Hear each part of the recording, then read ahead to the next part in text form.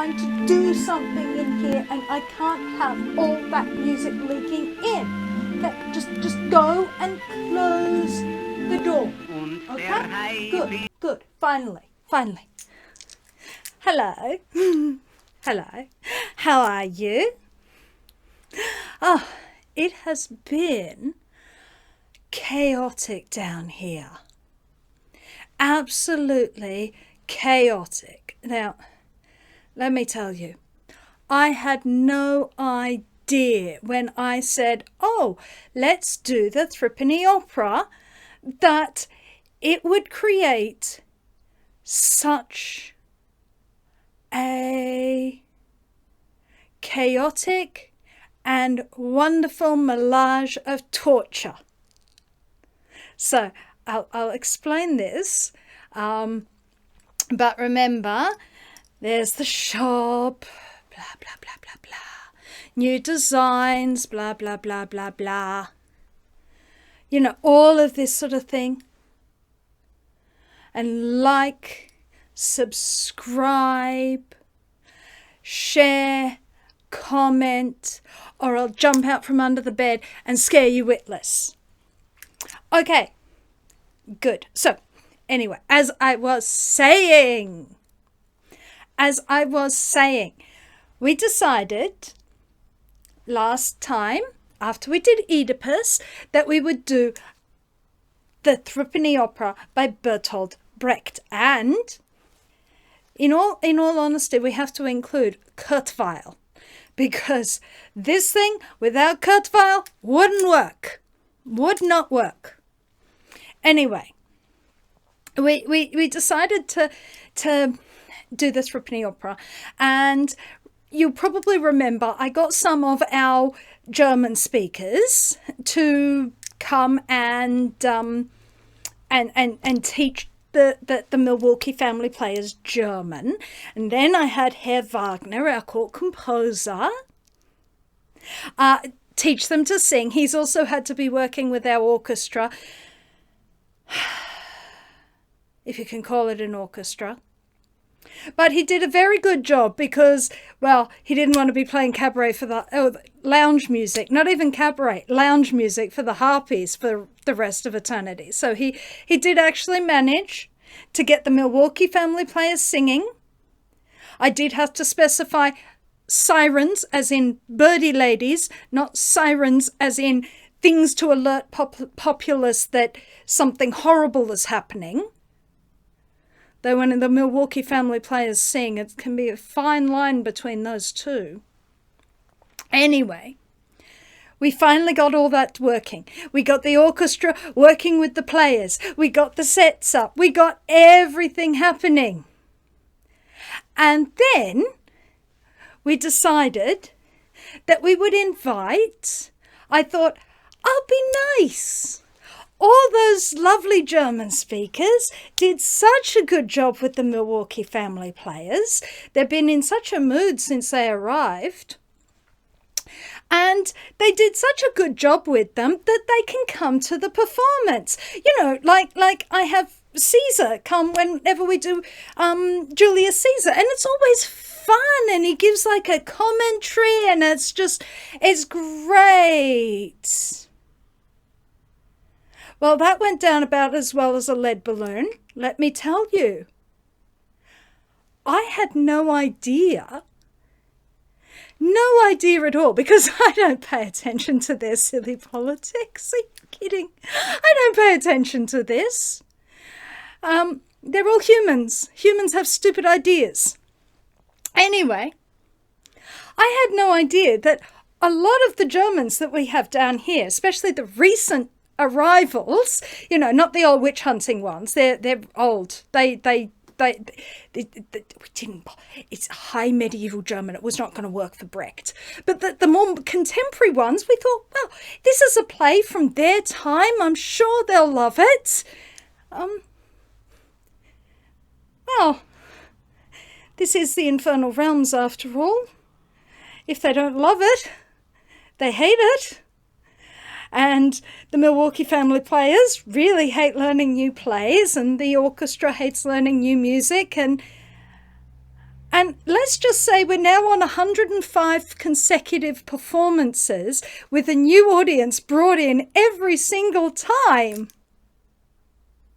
It's become the most exquisite form of torture. Oh, I had no idea theatre could be this exciting. It's just, I mean, I don't have to do anything. I didn't have to plan anything. Nothing. It's just the most exquisite form of torture. Oh, I wonder if there's any more plays like that. I think we probably only struck gold once, though. Anyway, the Threepenny Opera. What is the Threepenny Opera? Well, Threepenny Opera is not an opera. It's got singing in it, but it's more like cabaret singing. And it's not exactly a musical because it's overly heightened. It's a thing that Kurt Weill and Bertolt Brecht developed on their own in the 1920s. And it's a thing. The idea of opera is not really, it's not opera. But because the opera part comes from John Gay's The Beggar's Opera, which is the next one we'll do. I probably should have done that one first, but, you know, there we go. We'll do The Beggar's Opera after, because this is taking the Beggar's Opera and playing with it. So the opera part had already been built in. But the Threepenny Opera is the story of Macheath, or Mack the Knife, a bandit. And Mr. Peachum, the king of the beggars, he runs a shop where he decks out beggars to beg for him and takes part of their earnings. So if he sees someone begging on his patch, he'll have his men beat them up and send them to his shop so he can get them into his system. And he runs a huge number of beggars. He runs a whole load of beggars all in this area of London. He has a wife who helps him, Mrs. Peachum, who drinks too much, and he has a daughter, Polly Peachum.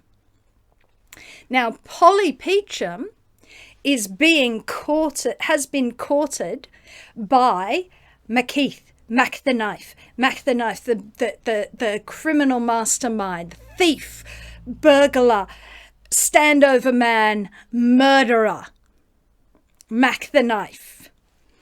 If you know nothing from this play, you know Mack the Knife. It is a massively popular cabaret song. Mr. and Mrs. Peachum discover that Polly is not in her bed. Polly Peachum has run off and is getting married in a stable to Mack the Knife. Mack has his gang, and they bring all sorts of furniture that they've stolen as wedding gifts. The vicar arrives, and he's not at all put off by this. And the chief of police arrives, Tiger Brown. Now, Mack and Tiger Brown go way back to when they were in the Colonial Army. This play has so many little things in it. They were in the Colonial Army together, and they know each other way back, and Tiger Brown has been hiding everything that the police knows about Mack the Knife so that his friend doesn't get in trouble. So the chief of police is corrupt. He's on the books from Mack. He's getting paid. It's very much, you know, he's an underhanded scumbag. He also has a daughter who Mack is also seeing. Now, when Polly comes home and announces that she is married, her parents are, right, we're going to get the cops onto Mack the Knife for this. So they go down to the police station, and we hear that they have made such a ruckus and the files had to be found, and now they are going to arrest Mack the Knife. Polly goes to Macheath and you've got to get out. You've got to get out of town because they're looking for you. They're going to arrest you. My parents, this is not my fault. And he says, okay, look, you're going to have to take over my place and run the gang for me. And because you're my wife, so you need to be able to run my gang for me. So she does that. She agrees to do that, and he leaves. He doesn't leave very far. He goes to the whorehouse, where Mrs. Peachum has already bribed the whores to sell him out, which they do. And the police turn up and they arrest him. Having been arrested, Mack meets Lucy. Well, first of all, he manages to pay how much to have no handcuffs on, and he pays the £50 for no handcuffs, because handcuffs by weight there's a bribe for everything. Pay for no handcuffs, and the chief of police's daughter Lucy comes, and she's pretending to be she claims to be pregnant by Mack. Polly turns up, having heard that her husband has been arrested, and she and Lucy fight. Mack manages to get Polly to leave and Lucy to help him escape. Mack escapes. Tiger Brown is, oh, go, catch him, oh, what a shame. Mr. Peachum is not terribly happy about this, and he threatens the chief of police with his beggars disrupting the coronation that is happening tomorrow. He will organise his beggars to disrupt the coronation. The chief of police knows that this cannot be allowed, so he has to go and get Mack again. Mack is not very bright. He's again gone to the whorehouse, and that is where he is picked up by the police after the whores go to the Peachum's shop at 3 a.m, which they're not happy about because that makes them not look nice, respectable middle-class people. Mr. Peachum is trying to get his beggars organised to disrupt the coronation tomorrow. Mrs. Peachum refuses to settle up with the whores. They say that Mack is with one of them.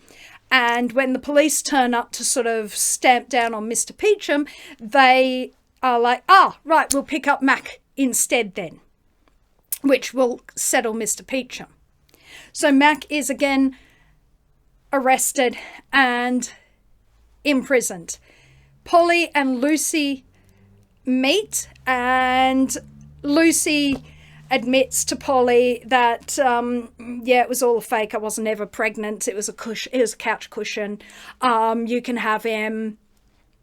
And so they clear the air there. Mack in the cell is waiting to be hanged. He's going to be hanged at 6 a.m. so as to cause least disturbance to the coronation, so that the crowd that has been gathering in the night to see Mack the Knife hang can get to the coronation, because otherwise the Queen will appear and there will be or the King will appear and there'll be no audience for them. So that would be embarrassing. So they're going to hang him. Mack tries to pay his way out of this, but he hasn't got the funds on hand, and they come too late anyway. His men can't scrape it together. Polly sees him. Tiger Brown is very sorry that he can't save him, but this is going to happen. And all goes along very melodramatically until he's about to be hanged, and a messenger comes up, a deus ex machina messenger on a horse comes up with a pardon from the king. So that's the Threepenny Opera. You will have noticed it's really cliche sounding. It's really tawdry. It's really over the top. And you sort of think, how on earth could this be intelligent? Like, what audience is going to sit through the equivalent of a Penny Dreadful? It's shockingly bad. The dialogue is achingly artificial. It's broken up by songs constantly. There are placards that tell you what is going to happen. And you think, how do I settle in and relate to any of these characters? They are also shallow and poorly drawn and cliche ridden, and the play itself keeps disrupting my ability to be immersed. And if you happen to have the Milwaukee Family Players, their greatest fault, their inability to act with any level of realism, is actually their greatest strength when it comes to this play, because that's the point. That is a major point of this play. Brecht, one of the parts of Brecht is the idea of Brechtian alienation. This idea of a heightened way of performing, a heightened way of playing, a lack of potential for immersion, like an opera. I mean, an opera is quite immersive, but the entire artificiality, opera is entirely artificial, but Brecht gives you space to think about things. Brecht is constantly wanting his audience not to sit back and just, I'm going to enjoy a piece of theatre like a bourgeois theatre goer. It's, I am going to get them to engage politically with the content of the play. And the content of this play is very, very socialist. It is Socialism 101. It is socialism for babies.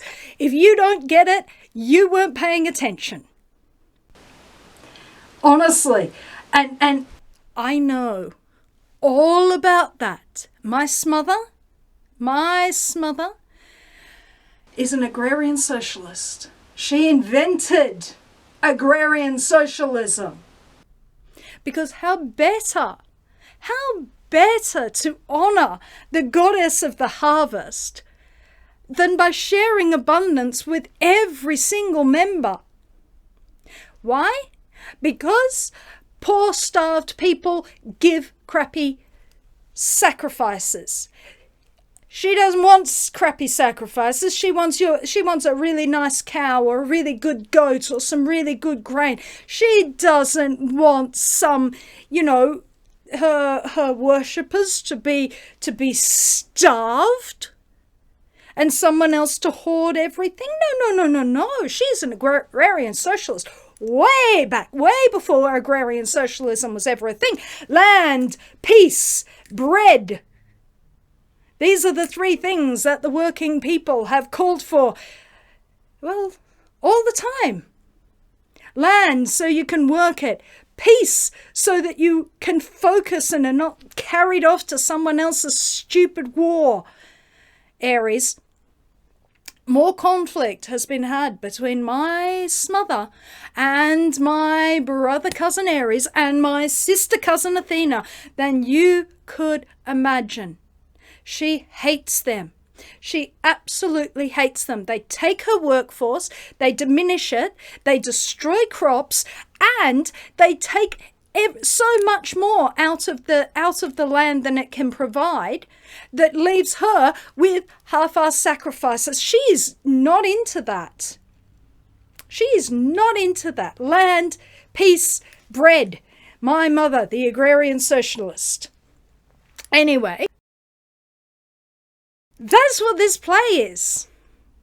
This play is absolutely, you have the Peachums, the middle-class Peachums, who are a parasitical family. They are parasites on the labour of the beggars. They're also stealing from the lowest of the low. They are exploiting the well-off Berliners who allow beggary to occur, but they're also exploiting the beggars themselves by taking up to 70% of their earnings. They are making a very tidy profit off this army of the unfortunate. There is Mack the Knife, who's a bandit, who is something that you need to offset the bourgeoisie, to make the Peachums exist in a comfortable world.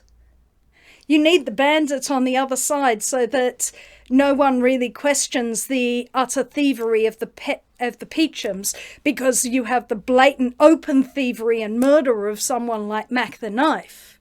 You have the corruption of the police that is quite willing to threaten the bourgeois and force the bourgeoisie to behave themselves for fear of consequences and loss.